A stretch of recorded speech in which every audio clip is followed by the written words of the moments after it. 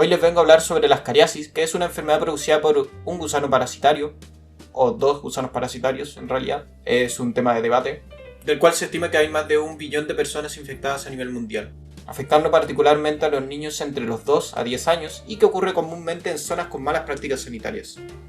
Esta enfermedad es producida por el Ascaris lumbricoides, aunque también puede producir por el Ascaris sum, que básicamente los Ascaris son nemátodos, esos son gusanos redondos, que parasitan el intestino.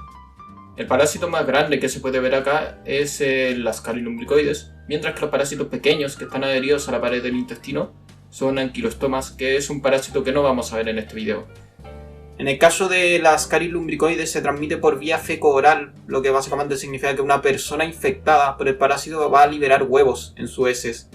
Y estos van a terminar en el suelo y luego del suelo van a contaminar básicamente agua, comida y va a infectar básicamente de esa manera a las personas. Aunque también en el caso de los niños es frecuente básicamente que al jugar con tierra se infecten con el parásito. Por otro lado, el Ascaris sum es un parásito principalmente realmente es un parásito de los cerdos y de los jabalíes, pero a veces se puede producir su transmisión zoonótica y produce un cuadro y sigue como un patrón muy similar a lo que hace el Ascaris lumbricoides. De hecho, son parásitos tan similares que hay estudios que sugieren que podrían ser realmente simplemente el mismo parásito. En el caso del Ascaris sum, su transmisión va a ocurrir sobre todo en lugares donde hay ganadería de cerdo que estén en malas condiciones sanitarias en el fondo. Para comprender lo que hacen los Ascaris en el cuerpo es necesario entender el ciclo biológico. En una persona infectada van a salir los huevos que, si están fertilizados en 2 a 4 semanas, estando en un suelo que tenga unas buenas condiciones, se volverán infecciosos. Y en condiciones ambientales, suelo húmedo, cálido, con sombra, los huevos pueden sobrevivir hasta 10 años.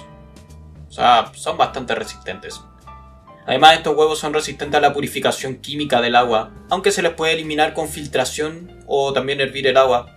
Es importante las características de estos huevos para el diagnóstico. Estos son ovalados y tienen una envoltura gruesa mamilada, es como una nuez. Los huevos tienen las mismas características tanto para lumbricoides como el sum.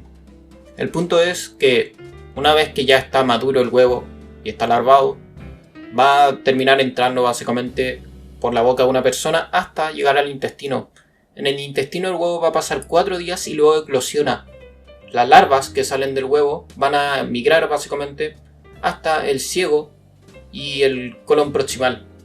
En este va a atravesar la mucosa para entrar en la circulación portal. Por la circulación portal básicamente llega al hígado.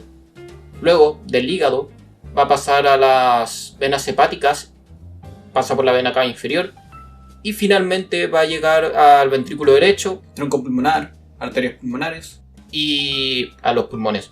Finalmente las larvas van a llegar a los alvéolos y van a madurar en los alvéolos por día 14 días.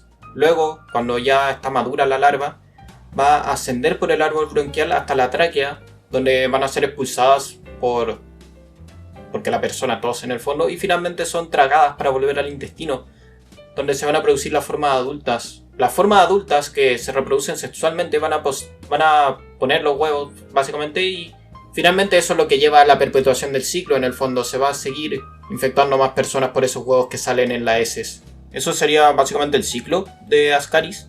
Durante la estadía de las larvas en los alvéolos van a ocurrir manifestaciones respiratorias, no en todas las personas. De hecho, es más raro que ocurran a que no ocurran, así que no es frecuente que ocurran. La manifestación respiratoria que se produce por el Ascaris es básicamente el síndrome de Loeffler, que es neumonitis, inflamación del pulmón, junto con eosinofilia periférica. La eosinofilia básicamente es un aumento de los niveles de eosinófilos en sangre. Los eosinófilos son las células del sistema inmune que actúan frente a los parásitos. Normalmente los niveles son del 3%, pero en este caso se pueden elevar al 5 al 12%. O incluso al 30 y 50% de los leucocitos totales.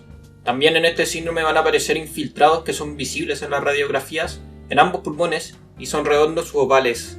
Pueden llegar a ser de varios centímetros y desaparecen luego de varias semanas.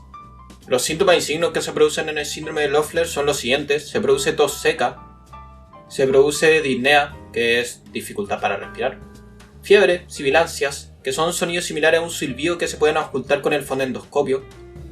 Son producidas básicamente por obstrucciones de las vías aéreas, en este caso por los parásitos, y por la inflamación asociada. Se puede producir esputo sanguinoliento. También se pueden producir crepitaciones, que también son ocultadas con el fonendoscopio y se escuchan como pequeñas explosiones. En al menos 15% de los casos de ascariasis también se produce urticaria dentro de los primeros 5 días de la enfermedad. Y en algunos casos también se puede producir hepatomegalia, que es básicamente que el hígado aumenta de tamaño.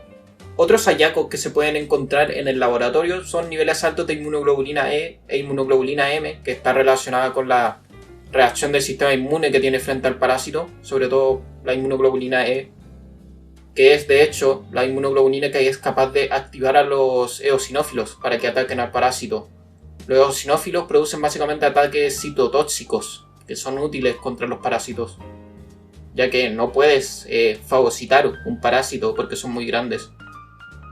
Y tenemos los cristales de Charcot-Leyden, que también se producen por la actividad de los eosinófilos. Es otro hallazgo de laboratorio que puede haber. Bueno, y aparte de la manifestación respiratoria, está evidentemente la manifestación intestinal, porque este es un parásito intestinal. Básicamente, cuando llegan las larvas al intestino y se producen las formas adultas, los síntomas y signos que se producen son anorexia, que es la pérdida de apetito, dolor abdominal, vómitos, diarrea, que son realmente inespecíficos y no te establecen ningún diagnóstico básicamente. El diagnóstico se va a establecer cuando se encuentren los huevos o el gusano adulto en las heces. El gusano se caracteriza por ser de color blanco o rosado y con extremos cónicos en ambos lados. Y además son bastante grandes, 20 a 35 centímetros la hembra, 15 a 30 centímetros el macho. Muchas veces también ocurre que se produce simplemente una infección asintomática, y que de hecho es la mayoría de los casos. El tratamiento que se usa para la ascariasis intestinal que no tenga complicaciones es básicamente administrar un antiparasitario. Se usan benzimidazoles, el albendazol de 400 miligramos en una dosis única oral, o el mebendazol en 500 miligramos en una dosis única oral, o también 100 miligramos 2 veces al día por 3 días. Debido a que los parásitos son células eucariontes como las nuestras, los fármacos antiparasitarios tienden a tener más efectos adversos que un antibiótico. Los benzimidazoles actúan a nivel de la tubulina y básicamente impiden la polimerización de los microtúbulos. Y nuestras células también tienen microtúbulos, al igual que las del parásito. En este caso los benzimidazoles son 250 o 400 veces más potentes contra los helmintos que contra los tejidos de un mamífero. Por ello son útiles como antiparasitarios. Los efectos adversos que tienen los benzimidazoles incluyen molestias digestivas ocasionales, cefalea, mareo. El mebendazol puede producir diarrea, por ejemplo. También una cosa muy importante a mencionar es que las mujeres embarazadas no pueden consumir benzimidazoles, ya que se han encontrado efectos teratogénicos, por lo cual se usa otro fármaco. Se usa el pamoato pirantel, 11 miligramos por kilogramo de peso administrado en una dosis. Aunque en países endémicos donde hay tratamiento antiparasitario masivo, la OMS aprueba el uso de albendazol en el segundo y tercer trimestre de embarazo.